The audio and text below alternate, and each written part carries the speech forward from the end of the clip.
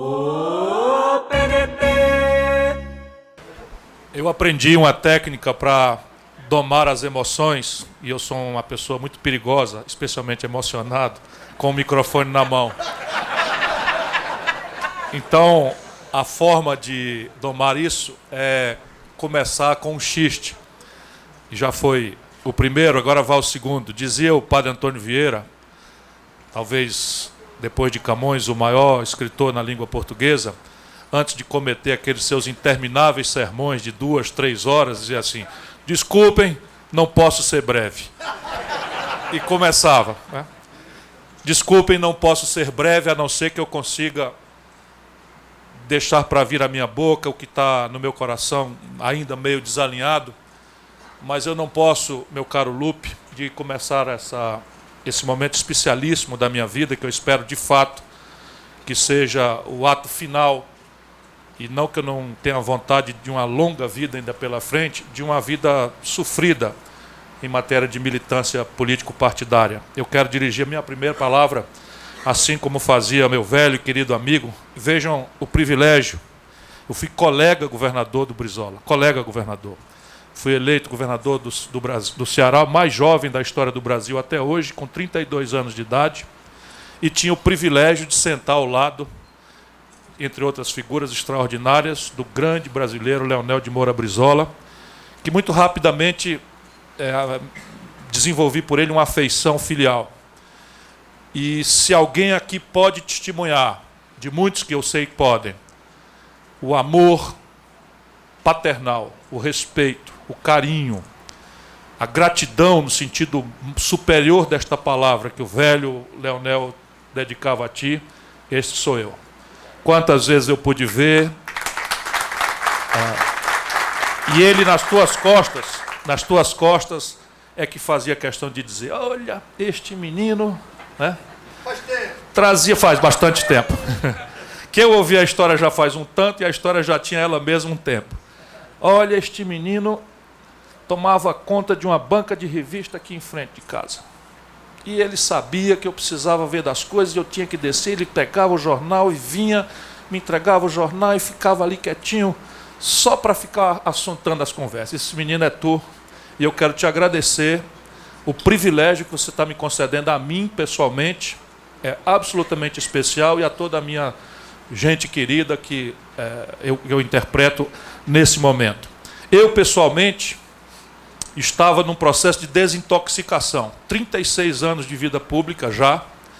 Houvera sido deputado estadual com 25 anos, prefeito de Fortaleza com 29, governador com 32, ministro da Fazenda com 36, e vantagem nenhuma, a não ser a minha obrigação, mas o meu querido amigo Maneco, a quem logo mais também quero dedicar uma palavra, disse, e nada mais é do que a minha obrigação, mas nem sequer para ser absolvido jamais respondi a nada, né? Mesmo com os abusos, né, de uma justiça exibicionista, às vezes, de um Ministério Público exagerado e outras tantas, e nada mais fiz do que a minha obrigação. Eu quero te agradecer, porque eu estava nesse processo de desintoxicação, na medida em que eu cresci falando mal dos meus adversários, duramente. E agora é irresistível que eu fale mal dos meus amigos pelo que está acontecendo com o Brasil. E você me traz de volta, e eu estou me sentindo nos últimos dias com a excitação juvenil de quem começa tudo de novo. Obrigado, Lupe. É você que me deu essa oportunidade. Uma palavra à melhor e mais cara tradição do trabalhismo brasileiro, ainda na flor da sua juventude, da sua fortaleza moral e intelectual, nos servindo ao país como ministro do Trabalho. Uma palavra a ti, meu amigo Maneco, coordenador da minha campanha. E eles fizeram aí umas filigranas, mas eu, pobre e orgulhoso, dei a determinação à coordenação de que nós não aceitaríamos dinheiro de banco para a nossa campanha de presidente da República.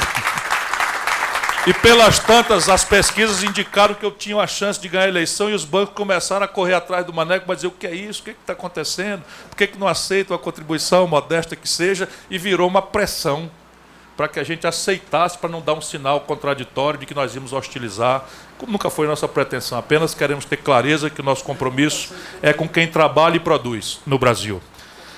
É uma palavra de gratidão, Maneco, e de alegria por reencontrar você na militância, na luta. Muito obrigado a você também por essa oportunidade e pela gentil palavra com que me recebe. Eu preciso dar uma palavra a este meu jovem afilhado. E não é afilhado no sentido nordestino do coronel, que eu nunca fui. É afilhado mesmo. Eu sou padrinho do casamento do André e ele agora já é amigo da ex-esposa, portanto também já faz um tempo. Já faz um tempo, mas esse é um talento que eu vi crescer, vi nascer, bravo, íntegro, trabalhador, competente. É absolutamente natural e humano nessa nossa atividade que ele temesse. O nosso grupo é muito grande, são muitos prefeitos, muitos deputados federais, muitos deputados estaduais, e nós caminhamos em bando, né? Costumamos andar em bando para se proteger melhor na nossa tradição clânica. Mas eu, como fazem as pessoas que não têm nenhuma pequenez moral, eu quero anunciar que nós todos, esse grupão inteiro, vai votar no André para presidente do PDT cearense na convenção de outubro. E eu aceito a tua liderança com muita alegria mesmo, com muito prazer. A minha grande tarefa hoje é preparar o caminho para uma nova geração de militantes, e tenho conseguido. Aqui está talvez a nossa flor maior, né, o Camilo Santana, que eu modestamente ajudei a parir politicamente. Ali está o Roberto Cláudio, prefeito de Fortaleza. E ninguém desconfiará que haja qualquer facciosismo. A flor das flores, o Cid Gomes, que é certamente o maior talento. Eu quero agradecer às mulheres todas na palavra da Miguelina. Miguelina, nós homens todos brasileiros precisamos estar sob esta estrita fiscalização, porque há uma transmissão de cultura machista. No Brasil, as mulheres desenvolvendo a mesma tarefa são remuneradas 42% a menos do que os homens. Isso é uma denúncia aqui para o Ministério do Trabalho, né? Portanto, mas isso tudo é uma superação que está sendo acelerada pelo valor extraordinário da mulher cearense. Mas se Leonel de Moura Brizola, esse velho e querido amigo que até hoje nos inspira, já tinha visionariamente percebido de que as organizações, se querem ser modernas, têm que dar passagem à liderança feminina, eu, quando jovem prefeito de Fortaleza e ainda jovem governador do Ceará, fiz o que ninguém fez, nem antes e nem depois. Metade dos secretários, numa e noutra experiência, eram mulheres.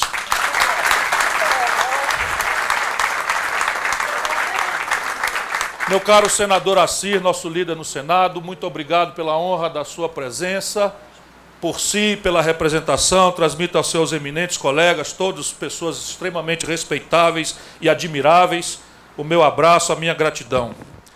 Meu caro, enfim, eu não quero estender essa palavra de protocolo, mas sinto necessidade de colocar de novo algumas coisas que já foram colocadas aqui, com muito mais brilho e legitimidade do que a minha.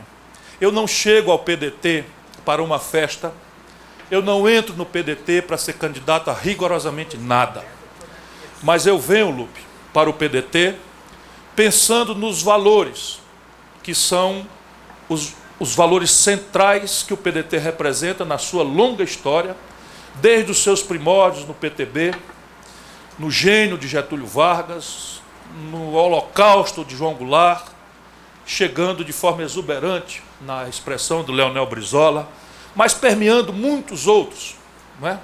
Desde as figuras extraordinárias que não se podem jamais ser esquecidas, enfim, como Darcy Ribeiro, para me lembrar aqui e não citar muito mais, para não lhes tomar o tempo tão precioso.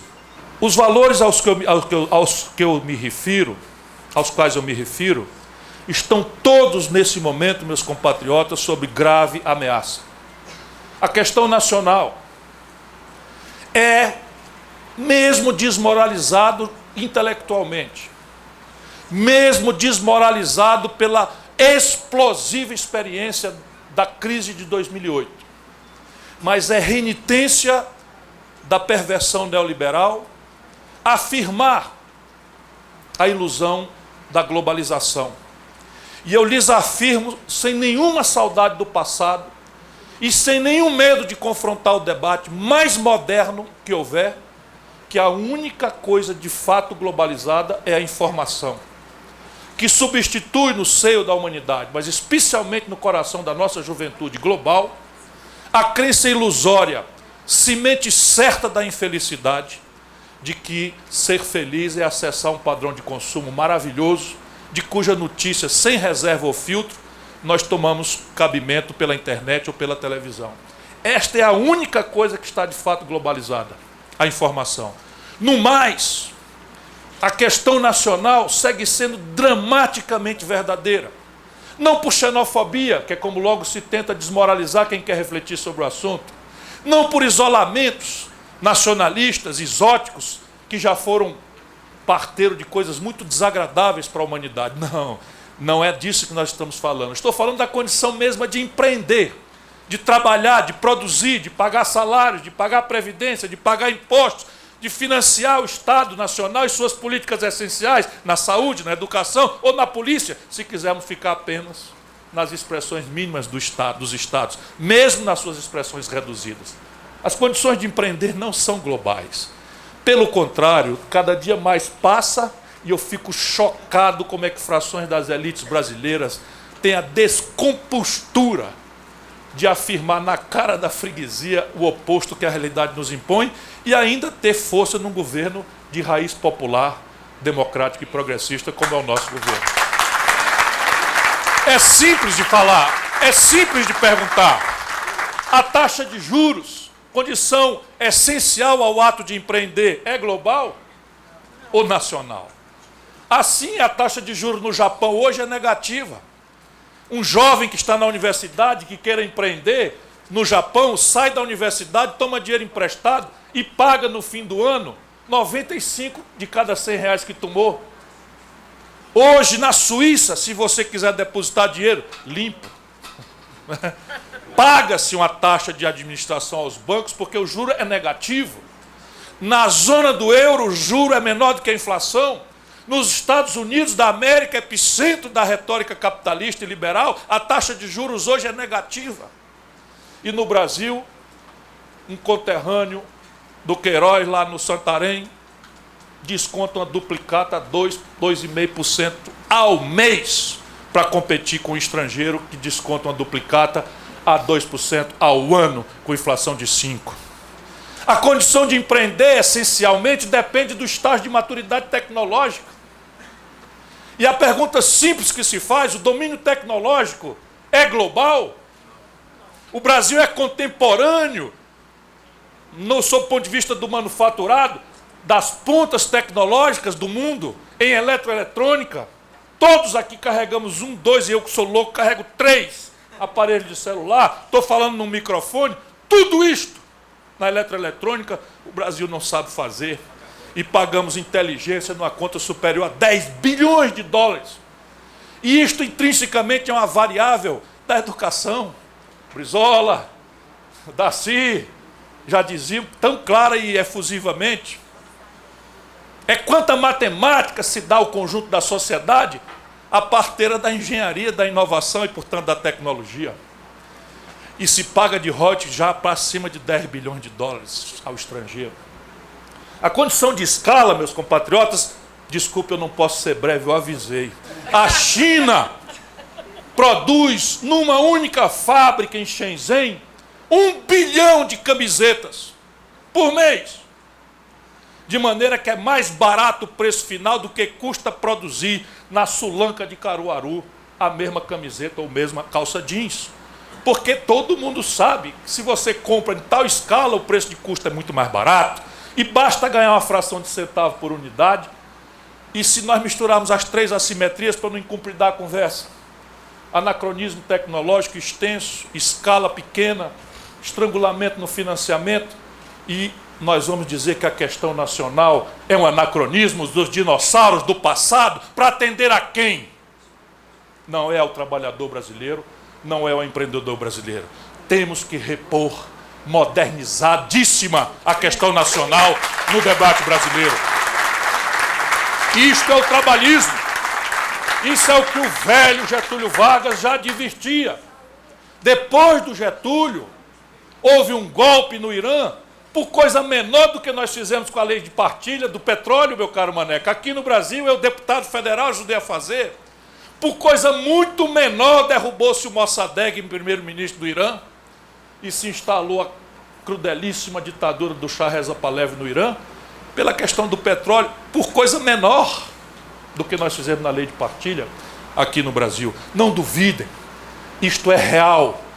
E como não se racionaliza o debate, vem-se para a tentativa de desmoralização, de deboche, de descrença da política, que é a linguagem da democracia. A questão social.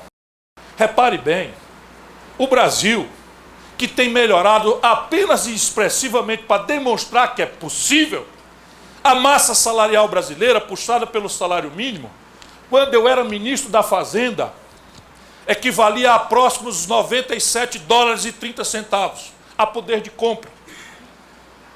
Eu dizia, no fim do governo Fernando Henrique, que o salário mínimo brasileiro tinha poder de compra equivalente a $76, que era perfeitamente praticável, a gente andou junto dizendo, trazer de volta o salário mínimo brasileiro a um poder de compra equivalente a $100.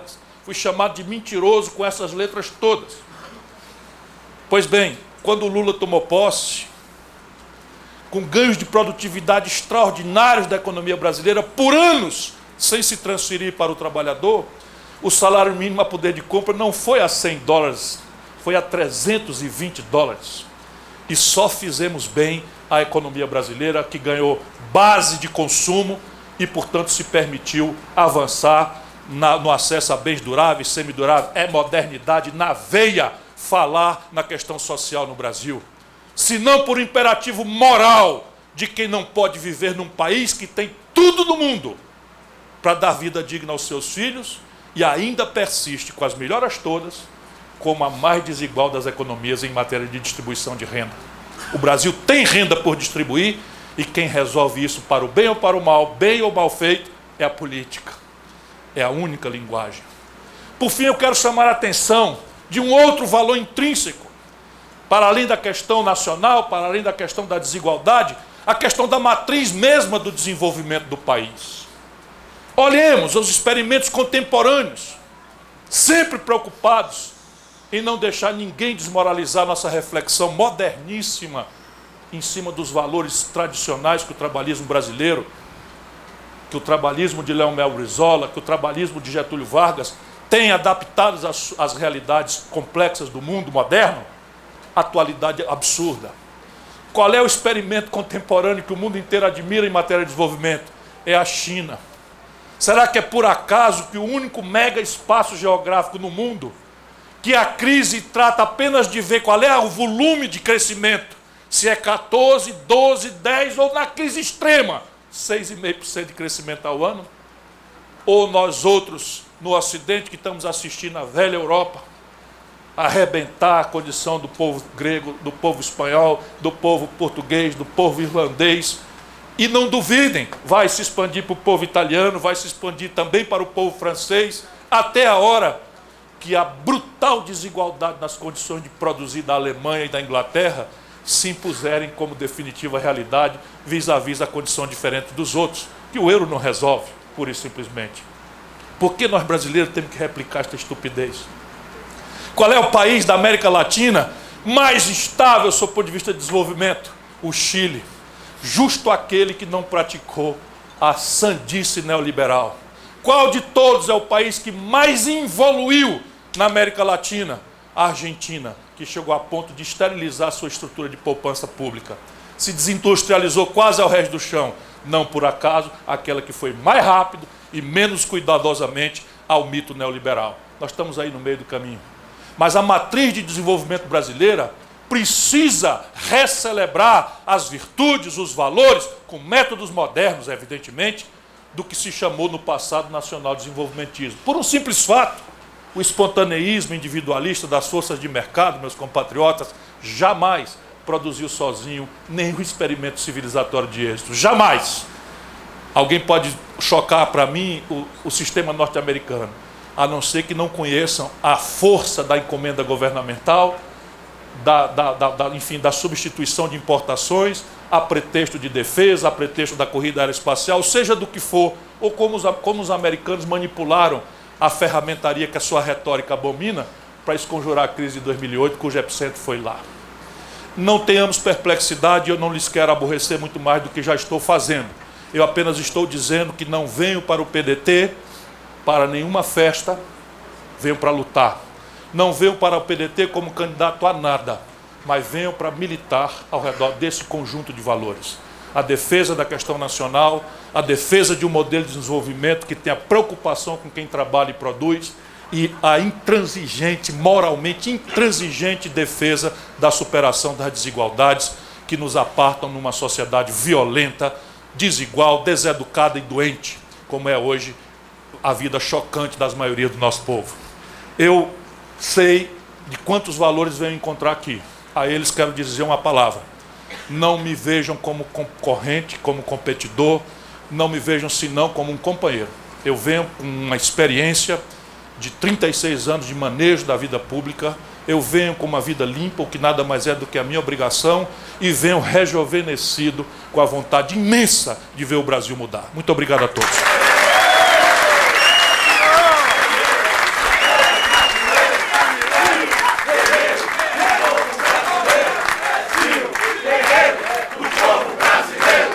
Brava gente brasileira, longe vai, temo servil, ou ficar a pátria livre, ou morrer pelo Brasil. Ou ficar a pátria livre, ou morrer pelo Brasil. Viva o Brasil! Viva o PDT!